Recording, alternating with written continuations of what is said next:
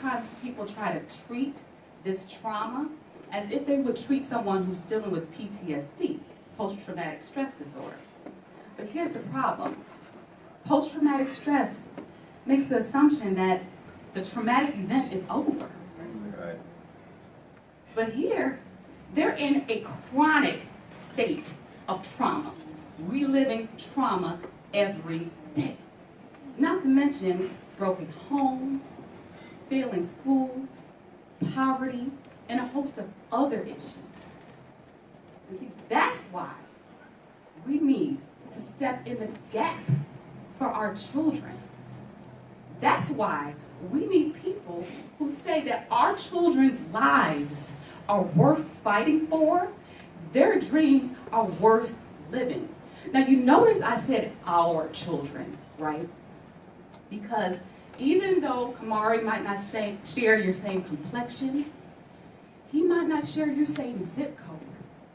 But one thing he does share in common with every other child across this country is that he wants to grow up one day. And he wants to grow up one day to be great.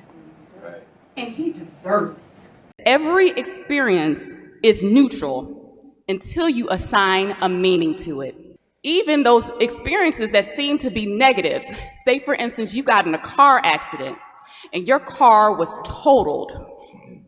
One person would be like, man, I have the worst luck. I cannot believe that God let this happen to me. And another person would be like, thank you, God. My car can be replaced, but my life can't.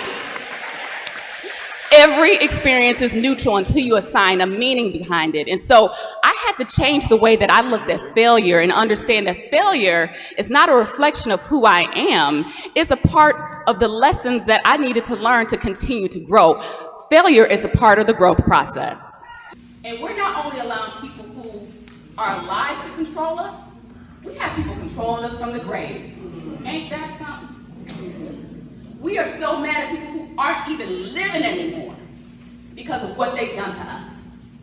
And the problem with that is if we hold on to that unforgiveness, it not only affects us, but that passes down from generation to generation to generation. We have families who split because of unforgiveness. And the crazy thing is, tell me if I'm lying, sometimes we don't even remember why we mad at that person. And as a result of those mistakes, I ended up falling into sin. And as a result of that, it was like an ongoing spiral where I thought I was worthless. I thought I was dirty. I thought no one would love me. For years, the devil would torment me because of sin. How many of us have been struggling like that in silence for too long? Feeling like you have to be by yourself. Feeling like no one will love you. Let me tell you something, you don't have to be by yourself because we serve a loving Father. I mean, no matter what you have done, there's no sin too bad where he can't heal you, where he can't restore you.